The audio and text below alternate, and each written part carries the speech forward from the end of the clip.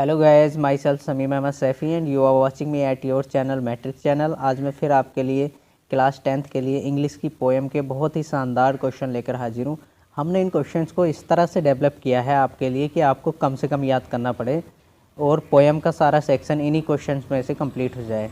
Class 10th board में 10 poem है और 10 पोएम के अगर आप क्वेश्चन याद करोगे तो एक पोएम में लगभग 4-5 आंसर हैं जो 25 वर्ड्स के होते हैं। 4-5 क्वेश्चन का मतलब समझ रहे हैं आप। 10 पोएम का मतलब है 10 पंजे 50 क्वेश्चन याद करना, और इतना टाइम है नहीं। तो पोएम के आंसर्स को हमने इस तरह से डेवलप किया है कि अगर आप एक पोएम का एक आंसर याद कर लेते हैं, एक क्वेश्चन आंसर याद रखते हैं, तो आपके सारे आंसर उसमें कवर हो जाएंगे। हर पोएम का हमने इसी तरह से आंसर को डेवलप किया है। हमने 10 पोएम में से 6 पोएम ली हैं, जिनमें से हर किसी के मतलब 6 पोएम का मतलब हो गया 6 क्वेश्चन आंसर आपको याद करने हैं, और आपके एग्ज़ाम में कोई भी जो है क्वेश्चन बाहर नहीं जाएगा। तो देखते हैं, हर पोएम का हमें एक क्वेश्चन आंसर याद करना है। हमने 6 पोएम सेलेक्ट किए हैं और 6 पोएम के 6 क्वेश्चन इस तरह से बनाए हैं कि अगर क्वेश्चन कोई सा भी आता है तो आंसर इसमें से बच के नहीं जाएगा। आंसर हमने थोड़ा थोड़ा पार्ट सभी आंसर का लेके एक पूरा आंसर डेवलप किया है बहुत ही शानदार तरीके से। अगर आप इन्हें याद कर लेते हैं तो आपको फालतू चीज़ें या फालतू क्वेश्चन याद करने की आवश्यकता नहीं है और कम टाइम में आप बहुत अच्छे मार्क्स सिक्योर कर सकते हैं। तो देखिए, पहली पोएम जो हमने ली है, सबसे इम्पोर्टेंट पोएम है डेस्कटॉप स्नो। इसका सेंट्रल आइडिया के डिस्कस करते हैं। अगर सेंट्रल आइडिया, अगर कोई भी क्वेश्चन आता तो आपको सेंट्रल आइडिया ही लिखना है। तो पहली पोएम हमने ली है डेस्कटॉप स्नो। इसमें क्या है, इसका सेंट्रल आइडिया डिस्कस करते हैं। देखिए, this poem has been composed by the poet Robert Frost. ये पोएम जो है रॉबर्ट फ्रॉस्ट के द्वारा लिखी गई है। In this poem the poet says that, in this poem मतलब इस कविता में, द पोइट सेज दैट, कवि कहता है कि, दैट का अर्थ यहाँ पे निकलेगा की से। Small events have great importance. छोटी छोटी जो इवेंट्स होती हैं, घटनाएँ होती हैं, उनका बहुत ही बड़ा इम्पोर्टेंस होता है इन अवर लाइफ, हमारे जीवन में। जो छोटी छोटी घटना घटित होती है उनका बहुत ही बड़ा इम्पोर्टेंस हमारे जीवन में होता है। They can change our mood और लाइफ। वे हमारे मूड को, मन को बदल सकती है और हमारे जीवन को भी बदल सकती हैं। Like a crow shakes down dust of snow. जैसे कि लाइक एक हमने लगाया, जैसे कि अ क्रो शोक down dust of snow from a hemlock tree. जैसे कि एक कौवे ने जो है हेमलॉक के पेड़ से बर्फ़ की धूल गिरा दी थी। This inspired the poet to positive thought. और इससे पोइट इतना इंस्पायर्स हुआ कि वो पॉजिटिव सोचने लगा, उसकी सोच एकदम से बदल गई, पॉजिटिव हो गई। We should not ignore these. हमें इन घटनाओं को इग्नोर नहीं करना चाहिए। पोएम का मतलब यह है कि हमारी छोटी छोटी घटनाएं जो होती हैं हमें कुछ ना कुछ सिखाने की कोशिश करती हैं, हमें इनसे कुछ ना कुछ सीखना चाहिए। अगला है fire and ice. Fire and ice दूसरी पोएम हमने ली है। This poem has been composed by the poet Robert Frost. ये कविता जो है रॉबर्ट फ्रॉस्ट के द्वारा लिखी गई है। इन दिस पोएम, इस कविता में the poets composed, in this poem, इस कविता में the poet compare fire with desire. इस कविता में क्या होता है, कवि जो है फायर की कंपेयर डिजायर से करता है। आग की कंपेयर किससे करता है, डिजायर इच्छाओं से करता है।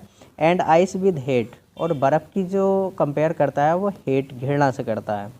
Because both are increasing rapidly. Rapidly का मतलब तेज़ी से, क्योंकि दोनों ही तेज़ी से बढ़ रही हैं। If we do not control them, अगर हम उन्हें कंट्रोल नहीं करेंगे, अगर हम उन्हें कंट्रोल नहीं करेंगे, द वर्ल्ड विल एंड, अगर हम उन्हें कंट्रोल नहीं करेंगे तो दुनिया ख़त्म हो जाएगी। आगे है so we should control our desire. इसलिए हमें अपनी इच्छाओं को काबू में रखना चाहिए। एंड लीव द हेट, और हमें घृणा को त्याग देना चाहिए। And we should love our fellow beings, और हमें अपने साथियों से, एनिमल्स से, जितने भी लिविंग बींग्स हैं सबसे जो है प्यार और मोहब्बत से रहना चाहिए, सबको जो है प्यार करना चाहिए।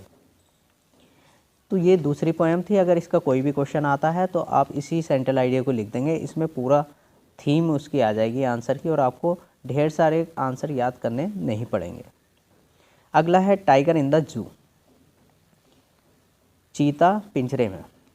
This poem has been composed by the poet Leslie Norris. ये कविता जो है लेस्ली नोरिस के द्वारा लिखी गई है।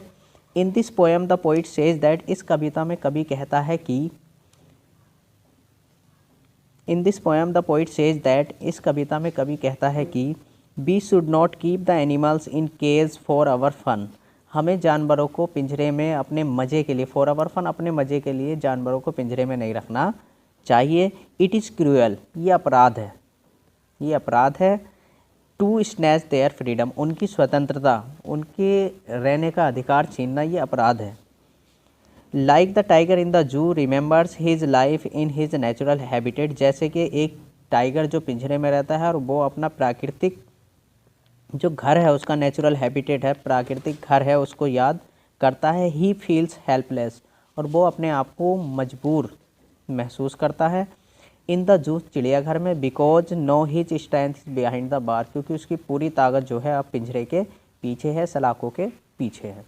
तो इस पोएम का मतलब यह है कि हमें जो है जानवरों को अपने मज़े के लिए खाली पिंजरे में बंद करना नहीं चाहिए, क्योंकि किसी की स्वतंत्रता छीनना हमारे अधिकार के अंतर्गत नहीं है।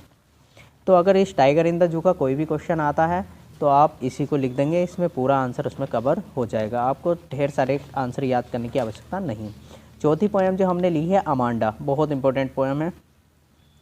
अमांडा एक लड़की का नाम होता है। क्या है देखिए, इसका सेंट्रल आइडिया डिस्कस करते हैं। This poem has been composed by the poet Robin Klein, ये कविता जो है रॉबर्ट क्लेन के द्वारा लिखी गई है। In this poem the poet says that, इस कविता में कवि कहता है कि द चिल्ड्रन आर इनोसेंट, बच्चे निर्दोष होते हैं। दे डोंट नो, वे नहीं जानते व्हाट इज़ राइट और रॉन्ग, वे ये नहीं जानते क्या सही है और क्या गलत है। लाइक अमांडा, जैसे कि अमांडा है। When they are scolded many time, जब उन्हें बहुत बार डांटा जाता है। एंड गिवन मैनी इंस्ट्रक्शन, और बहुत सारे निर्देश दिए जाते हैं, ये मत करो, वो मत करो, ये मत करो, वो मत करो, तो दे गेट फेड अप, वो ऊब जाते हैं। And goes in day dreaming, और डे ड्रीमिंग में चले जाते हैं, दिन में सपने देखने चाहते हैं, दिन में ही सपने देखने लगते हैं, मतलब एकांतवास में चले जाते हैं, उदास रहने लगते हैं और अपनी अलग दुनिया में रहने लगते हैं। तो इस पोएम का मतलब यह है कि हमें बच्चों को ज़्यादा नहीं रोक टोक करनी चाहिए। द फोग, अगली पोएम जो हमने ली है द फोग। फोग माने होता है कोहरा। आइए इसके बारे में जानते हैं, इसमें क्या क्या था पोइट, इसका सेंट्रल आइडिया डिस्कस करते हैं। This poem has been composed by the poet Carl Sandburg, ये कविता जो है कार्ल सैंडबर्ग के द्वारा लिखी गई है।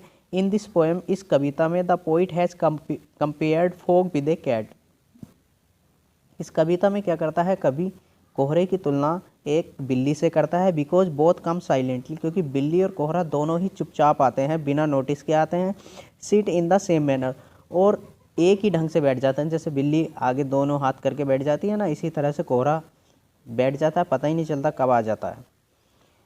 Sit in the same manner, क्योंकि दोनों ही एक तरीके से बैठते हैं। And leaves after some time completely without any notice, और कुछ देर बाद बिना नोटिस दिए, बिना बताए चले जाते हैं। This is happening of nature, इसी तरह से ये प्रकृति की एक हैपनिंग है, प्राकृतिक एक घटना है। We should being in continue in our work, हमें कंटिन्यू अपने वर्क में रहना चाहिए, कंटिन्यू हमें जो है काम करते रहना चाहिए। This is the sign of success, और यही सफलता का चिन्ह है। अगली पोएम जो हमने ली है वो है the ball poem. This poem has been composed by the poet John Berryman, ये कविता जो है जॉन बैरीमैन के द्वारा लिखी गई है। In this poem the poet says that, इस कविता में कवि कहता है कि द मनी इज़ एक्सटर्नल, पैसा बाहरी है। We should learn the experience of losing, और हमें कुछ ना कुछ खोने का एहसास होना चाहिए। समथिंग लाइक द बॉय, इस तरह से कि जैसे कि ये लड़का है, हु लूजेज ए बॉल, जिसकी एक गेंद खो जाती है। एंड ही बिकम्स अपसेट, और वो बहुत उदास हो जाता है। ऑन द अदर हैंड, दूसरी ओर, he can buy many balls, वो इस तरह की बहुत सारी गेंद खरीद सकता था। इट इज़ इम्पोर्टेंट, ये बहुत इंपॉर्टेंट है। That everybody know the meaning of laws, हर किसी को कुछ ना कुछ खोने का एहसास होना चाहिए। इस पोएम का मतलब ये है कि जो है लड़का बहुत सारी गेंद खरीद सकता था, मगर उसकी जो गेंद खो गई है उससे उसका एक लगाव था, उसको खोने का उसको एहसास है, जबकि वो नहीं भी खरीद सकता है। तो इसके पोएम का मतलब है कि हर किसी को किसी ना किसी चीज़ के खोने का एहसास होना चाहिए। तो फ्रेंड्स, ये हमने 10 जो है 6 पोएम डिस्कस की हैं। 6 पोएम का अगर ये 6 सेंट्रल आइडिया आपने याद कर लिए तो आप ढेर सारे आंसर याद करने से बच जाएंगे और पोएम सेक्शन आपका कंप्लीट हो जाएगा। और मेरी पूरी गारंटी है आपके बहुत अच्छे मार्क्स आएंगे, क्योंकि हमने इस तरह से इन आंसर्स को डिज़ाइन किया है कि स्टूडेंट्स को देखते हुए कि उनको इंग्लिश कम से कम याद करनी पड़े। जैसे कि हिंदी मीडियम के स्टूडेंट्स होते हैं, उन्हें जो है लर्निंग में बहुत परेशानी होती है, तो हमने ओनली 6 क्वेश्चन बनाए हैं और 6 अगर सेंट्रल आइडिया आप याद कर लेते हैं तो ये मान लीजिए कि आपकी 10 की 10 पोएम कवर हो जाएंगी। ये मेरी पूरी गारंटी है। तो इसी के साथ मैं विदा लेता हूँ। मैं था समीम अहमद सैफ़ी। अगर आपको ये वीडियो अच्छी लगी तो हमारे चैनल को शेयर और सब्सक्राइब करते रहिए। जय हिंद, जय भारत, घर पर रहिए। Hello guys, here Sameem Ahmad Saifi, and if you are preparing for your board exam, then please share and subscribe this channel, because we are uploading the important answers of especially poetry section for standard 10th. Share and subscribe this channel for securing good marks.